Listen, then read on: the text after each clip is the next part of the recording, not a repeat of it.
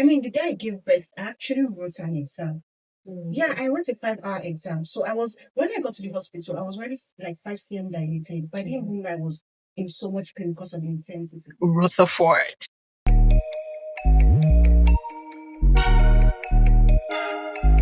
Welcome to another wonderful episode on Chat with Rutherfohrd. It's Rutherfohrd here, and I trust we are all doing well.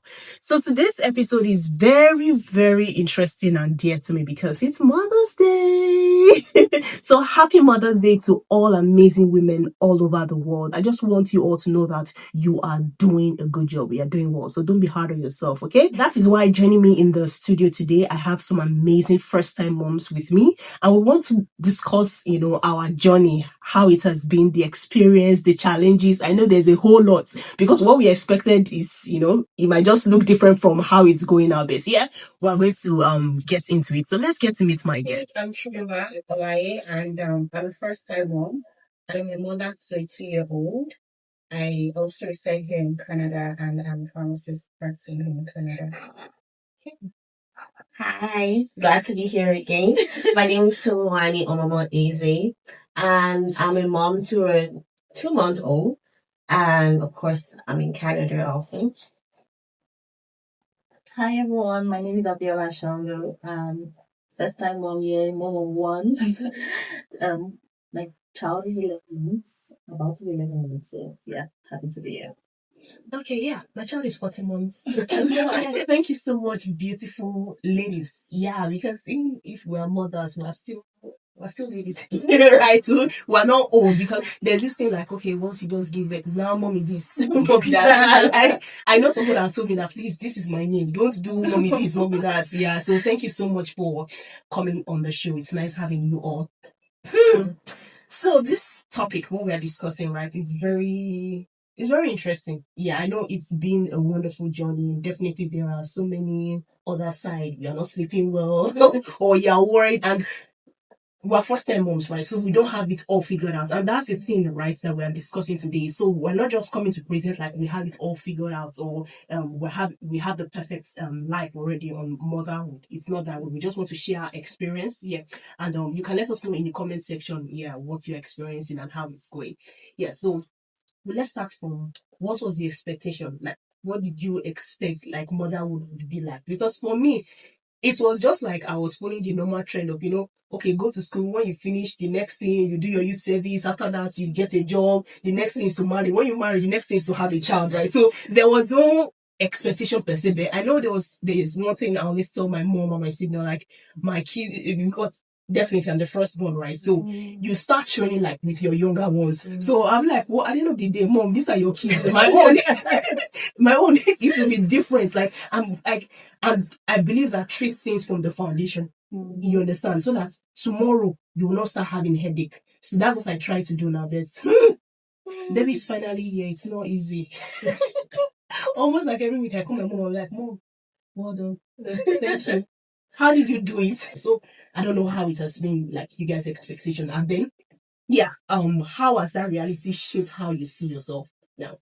Okay, so I'll start. I'll say for me, to be honest, it was not really a shock per se because I had my sister who I was there when she literally had her two boys. So I was there when my mom nursed her and everything. I saw her sleepless nights, and then I was in university. I remember I would have to come from school because when my mom goes to nurse her, they stayed in Ogun State then. She'll bring her back to States after like a month. So I'll come from university, come help maybe clean the house, help stay with the baby. And what really used to make me wonder is that as a mother, I know you think when you have your baby, you just want your baby all to yourself. Anytime she's like, please take the baby. I'm like, okay, maybe she's really overwhelmed or is this just her thing? But when I really had mine, I really understood that anybody that is a trusted hand and person is around, you just want them to please take the baby. So yes, so for me that was it. And also the sleepless night also, that thing was a very big deal for me. That you can have so much help around, but because you're the one, like you're the personal, you're the literally the one breastfeeding, you're the one cuddling and all. It's great and like it's a whole emotional bonding. So I think those were really two shocking experience for me actually. Okay, please.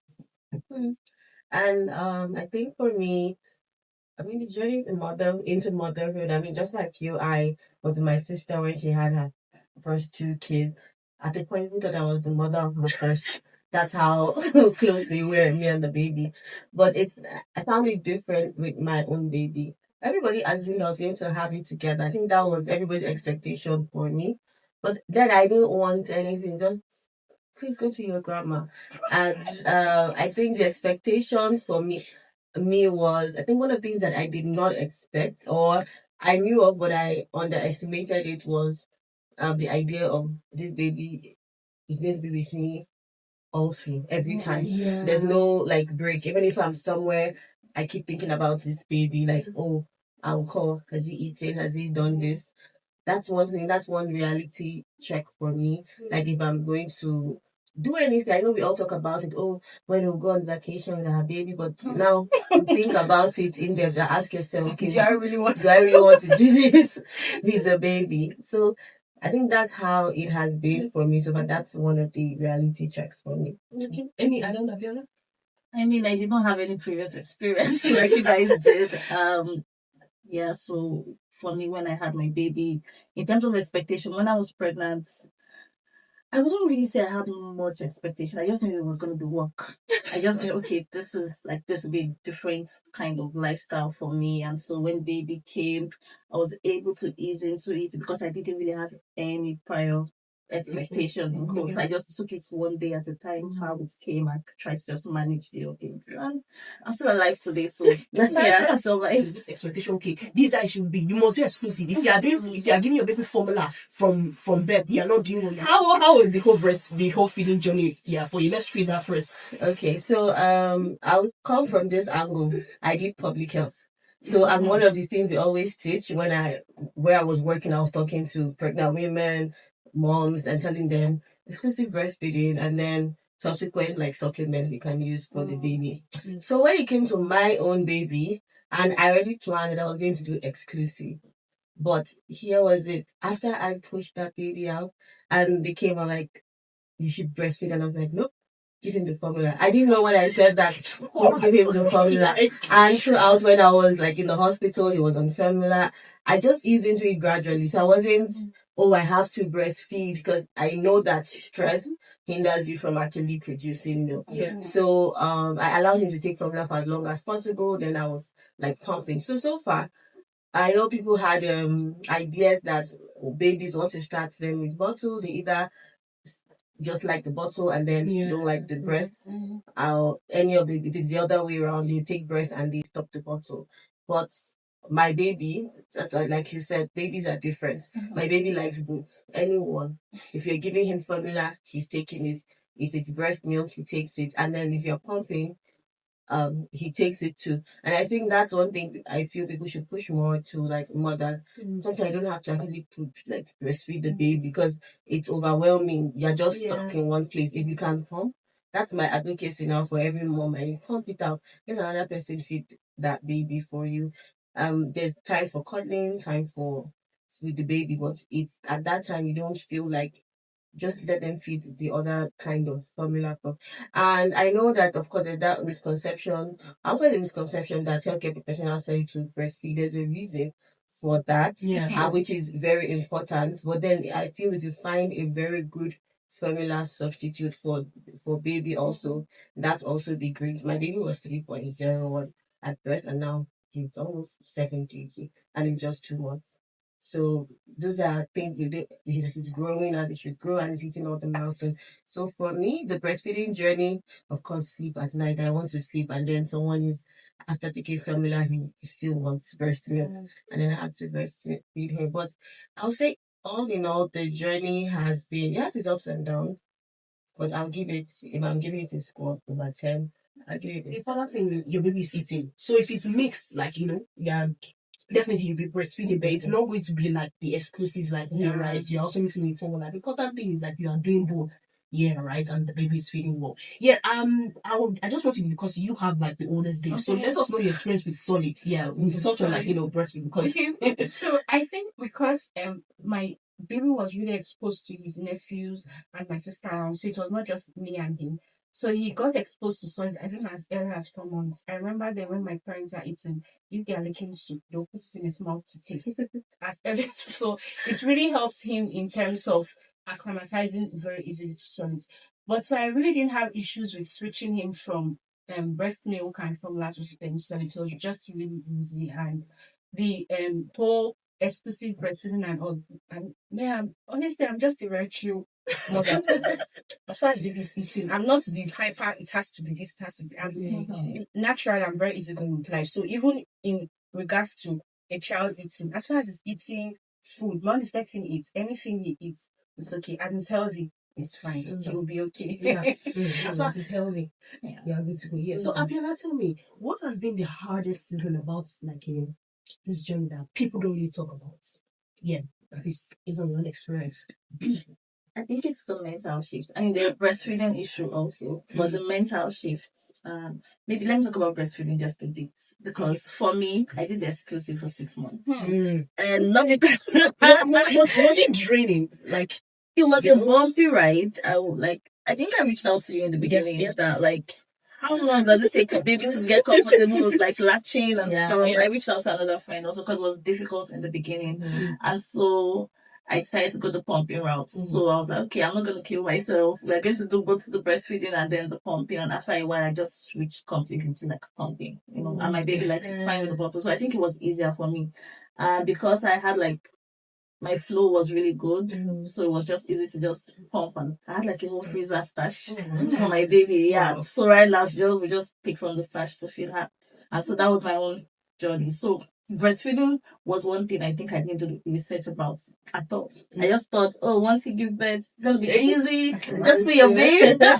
I got the shock of my life, so it was difficult in the beginning. But in terms of the most difficult things, being the mental shift from just a family of two, you and your partner moving to a family of three, you, your partner, and the baby. So trying to juggle maybe the life before.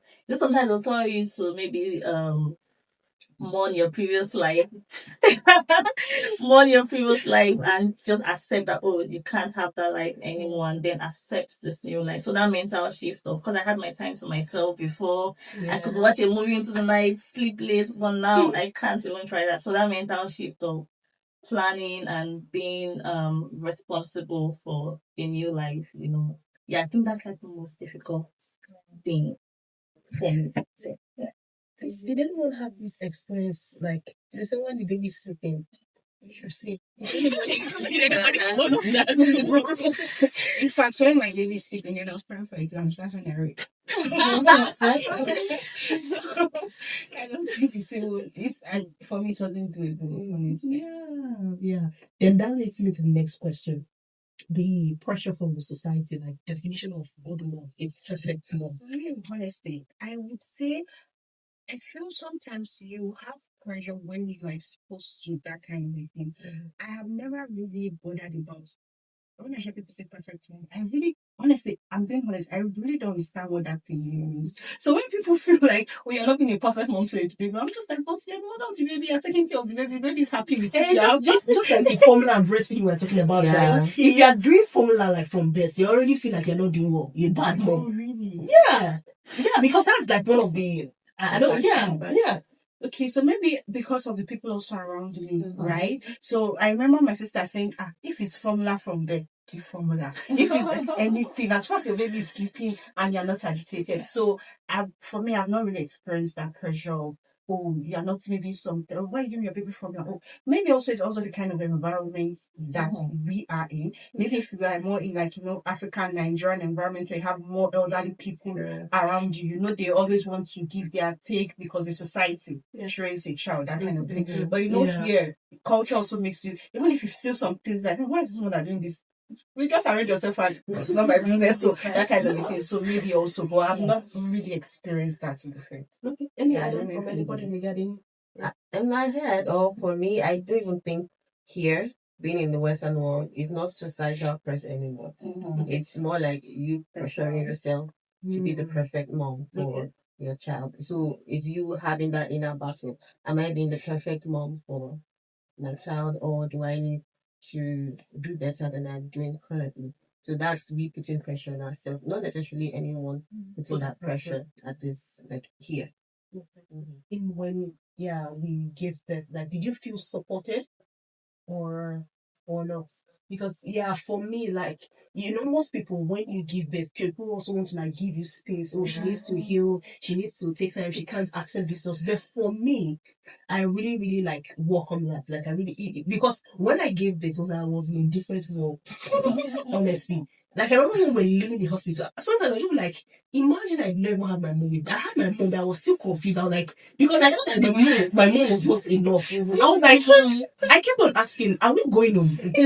We left like 5 minutes away from the hospital. I was like, but are we really going home with the baby? Like, what are we going to do with the baby? How will I know when she's crying? How will I know when she wants to eat? Like, what to do, right? Yeah. So, did we feel supported or and then if you don't feel supported, I felt massive support. I had my mom and dad. Literally growing up, my dad was my mom in charge of the kitchen, but in terms of a child is sick, a child is throwing up, you're not feeling fine, even up to making a tea, having a bath, it was my dad. So imagine having a combination of your mom in charge of feeding, your dad in charge of the baby. When my baby started growing up, he was calling my dad. He would call my husband doctor. I'm telling you, that was how funny it was. So I was literally, in terms of support, in fact, I think it was now every day we come from like, God, thank you for support system. There's something called support system. So when you say lack of support, no, I had support. I can't even complain. So yeah. For me, I had my mom and my husband, and like I think I had direct support. Like my husband was really hands on. Tried close to him, and even there were times that three of us would get tired, and I'm like, can we get more support? Like three of us exhausted at the same time, especially at night. Probably during the early months, like the first 3 months, my baby was feeding like most every 3 hours, every 2 hours, every 3 hours. All of us would be exhausted. My mom would be like, come and carry your child. I need to sleep. But I had like my closest support system around me, and I had friends come to visit. At some point I was like, there was a friend that came and stayed for like 5-6 hours, and I was like, guy, you need to leave right now because I need to relax. But he was just trying to be helpful and support, and provide good support. So I would say it's a mix of both. I had good support, but that did not take away the exhaustion. I was still always tired because it was still a lot of work. Yeah. About the support, yes, and that exhaustion.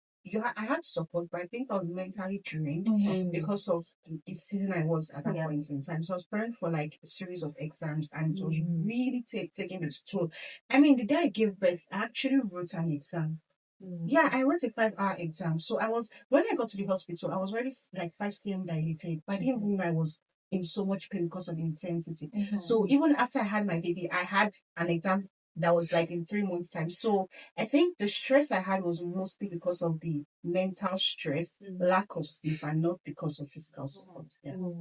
Okay. So in rounding up episode 1, what would you say to the first time that she feels she's not doing enough? Because that's also another thing that's first time moms are struggling. Sometimes we just feel like we are not doing enough, like and we just get worried. Well, it's normal, right? But what advice would you give to a first time mom? I think being the youngest mom, I would say for a first time mom, you're doing great. Take it one step at a time. Do not overwhelm yourself. Why? Because that baby is going to be with you forever. So the earlier you are not burnt out, the better for you. As long as they are sleeping, you're eating well, everything is good. And take out time. I know I keep telling myself this thing. Take out time, do something you like for yourself. Something might be something little, but do that you can take it every month, once a month. Just plan to do something that you like for yourself. And believe me, to bring back sanity for you. Also, anybody for me, I would say rest. So for me, rest could be just worship. Rest could be I could put my phone on like audio Bible and I'm just listening to it. Sometimes you also have to detach from social media, because sometimes you are having that issues because you see a 5 minute rule of a perfect home, and then you look around, everything in your house is upside down. And you're just like, Yeah. why is my life so scattered? At this age, this baby is eating like this. Exactly. What's happening? So- I'm asking people about it. So I feel sometimes the pressure is mostly a battlefield of the mind. So once you can get your mind in check, and for a believer, I always say this, that the greatest, I know sometimes it's just like, oh, go have spa, all those things are external things. If you can really take care of your soul, read books, just enjoy yourself with music, Christian music, listen to the word of God on replay, listen to sermons, messages. It once you are okay inside, it shows externally. Yeah. You are more calm and you are able to handle even very difficult situations. That's actually my take for the first time. Yeah. For me, I would say the journey is still very long. So, just take it slow. The beginning may be bumpy. Yeah. Because even for a second time mom, it's still bumpy. Yeah. I had a friend that just gave birth and she's like, she can't believe she's going through this again. So every child is different. So and the journey is very long. So take it slow. Enjoy the ride. I mean, God gave you the child for a reason because you are capable of taking care of that baby. And just believe that God has given you everything you need to be able to take care of that child, and you'll be fine. Yeah, and one last thing I want to say is that sometimes you think because the baby is so small, you're really tense.